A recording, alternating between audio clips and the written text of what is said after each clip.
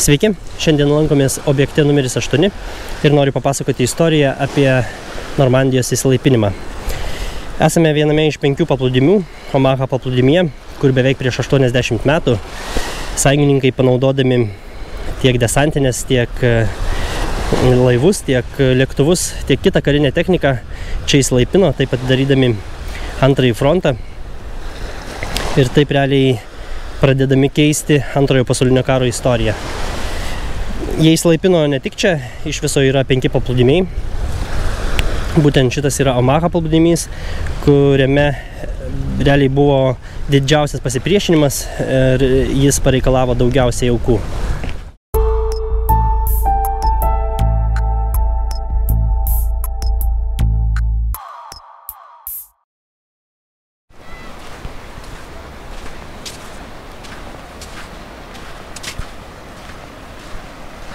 Nors praėjo beveik 80 metų, čia vis dar yra objektų, kurie primena apie tai, apie būtent čia buvusius įvykius. Tarp visų muziejų, atminimo lentų, informacinių stendų, čia vis dar kur nekur stovi bunkeriai arba, jeigu tiksliau, būtent kas iš jų liko.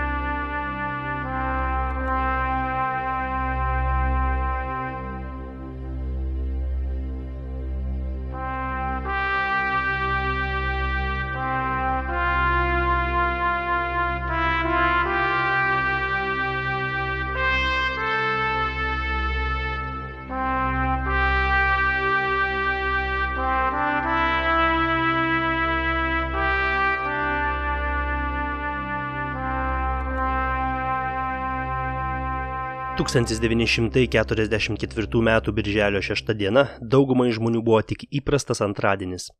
Bet tūkstančiams amerikiečių, britų ir kanadiečių karių tai buvo neįprasta diena. Išsilaipinimas Normandijoje pradėjo vieną iš pagrindinių antrojo pasaulinio karo lūžių taškų, kuris paspartino karo baigti daug greičiau. Ir sėkminga jos operacija padėjo pagrindus sąjungininkų pergaliai antrojo pasaulinio karo metu. Išsilaipinimas Normandijoje buvo operacijos kodiniu pavadinimu Overlord arba lietuviškai išverčiant viešpats dalis. Pati diena turėjo kodinį pavadinimą Operacija Neptūnas. Lyginant su kitomis išsilaipinimo vietomis, Omaha paplūdimys sulaukė didžiausio vokiečių pasipriešinimo ir čia sąjungininkai patyrė daugiausia nuostolių išsilaipinimo dieną. Nuo tada kartais šis paplūdimys vadinamas kaip kruvinasis Omaha. Dar gerokai prieš išsilaipinimą amerikiečiai, britai ir kanadiečiai pradėjo ruoštis operacijai Overlord. Tikslas buvo išvaduoti Prancūziją ir veržtis toliau į Vokietijos gilumą, taip paspartinant karo baigtį. 1942 metais buvo pradėtos diplomatinės derybos tarp Sovietų Sąjungos, Jungtinių valstijų ir Anglijos dėl antrojo fronto atidarymo, kurios truko apie metus. 1943 metais pradėta planuoti operaciją Viešpats. Pasiruošimas ir planavimas buvo kruopštus, detalus ir įslaptintas. Vokiečiai jokių būdų neturėjo įtarti, kur ir kada sąjungininkai gali įsiveržti. Kariai buvo treniruojami ir ruošiami invazijai, bet patys apie tai nieko nežinojo. Vis dėlto vokiečiai įtarė, kad invazija planuojama, bet nežinojo laiko ir vietos. Kad suklaidintų vokiečius, sąjungininkai atliko karinę apgaulę kodiniu pavadinimu Asmens sargybinis. Kad vokiečių žvalgyba matytų, kad vyksta realūs veiksmai, buvo sukurti lėktuvų, tankų ir karinės technikos maketai.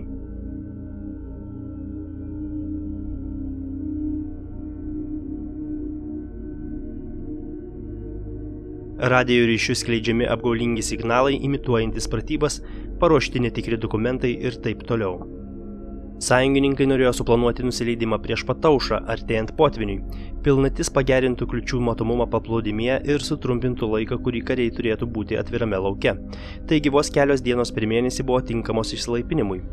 Invazija buvo planuojama 1944 m. birželio 5 dieną. Tačiau oro sąlygos buvo netinkamos.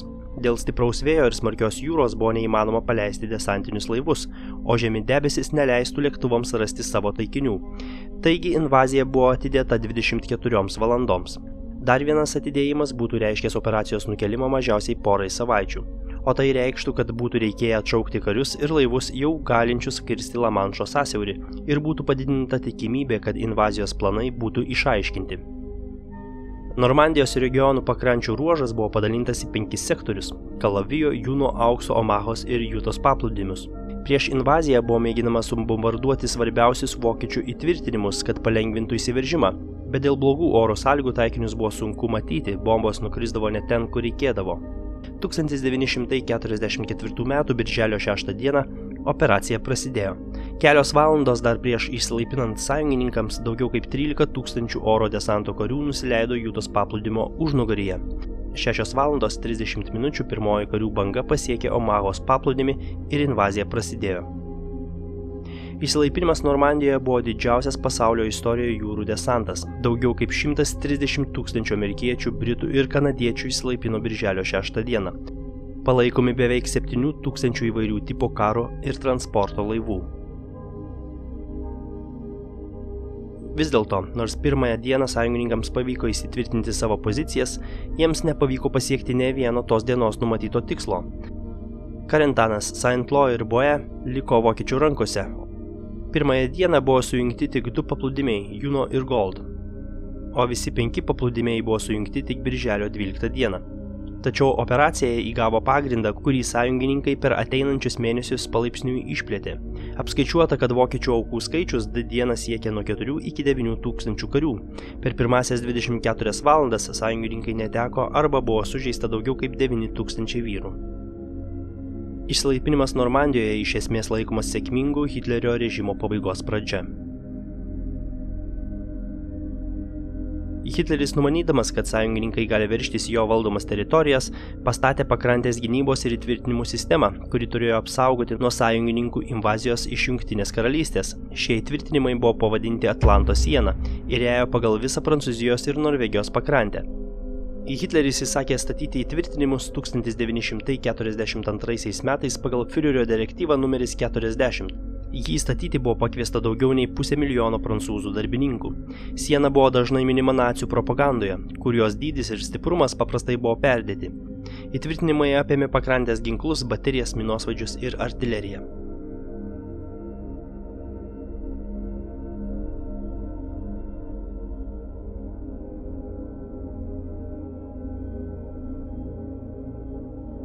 Atrodo, vėl bus lietaus, nors ką tik saulė švietė. Šiandieną gan tokia lietinga diena. Šilta, bet lietinga. Noriu surasti vieną bunkerį pavadinimu VN65. VN reiškia, turiu čia pasirašęs Widerstandsnest sutrumpinimas, kuris pažodžiui reiškia pasipriešinimo lizdą, arba jeigu kariniu žargonu tariant, tai yra atramos punktas, arba tiesiog paprastai sakant, bunkeris. Kadangi Hitleris vis dėlto galvojo, kad sąjungininkai gali veržtis, tai visa šita pakrantė, ne tik visa realiai ta pusė buvo pristatyta bunkeriu ir jis ją buvo pavadinęs Atlanto siena. Ir aišku, propagandiškai jis ją labai išaukštino ir jinai buvo išpūsta, kad atseit jinai neįveikiama yra ir neįmanoma jos įveikti, kad galbūt sąjungininkai bijotų ar net negalvotų veržtis pro tą pusę. Truputį ne į tą pusę nuėjau, reikėtų čia užlipti. Taigi pakrantė saugojo ne tik bunkeriai, tai pakrantė buvo užminuota, buvo įvairių kliučių pridėta, spygliuotos vielos, kad vis dėlto sąjungininkams būtų kuo sunkiau įsiveržti.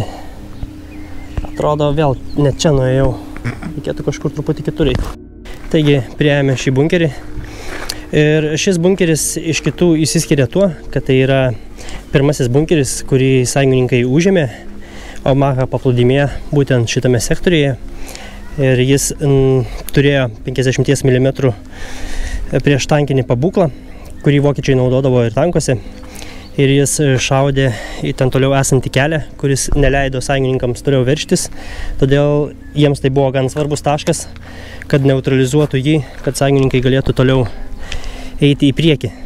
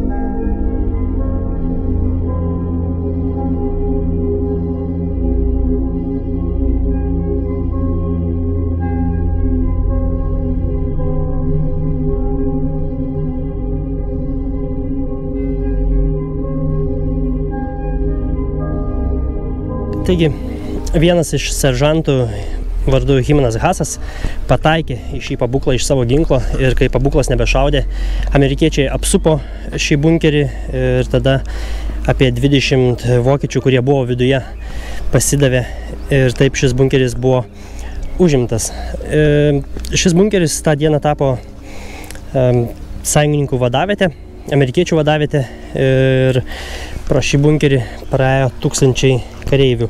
Internete radau nuotrauką, kuri yra būtent padaryta prie šio bunkerio ir noriu kaip tik pažiūrėti, kaip jinai atrodė tada, kokia buvo ši vieta ir kaip būtent dabar atrodo. Manau, nuotrauka buvo daryta kažkur iš šitos vietos, kur puikiai matosi ir paplūdimys, ir šis bunkeris, ir šis keliukas, kuriuo ką tik mes užlipome.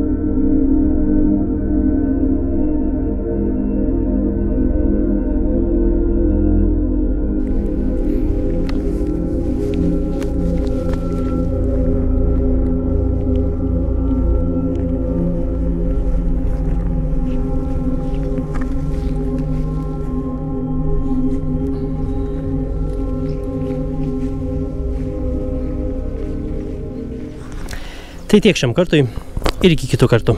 Iki.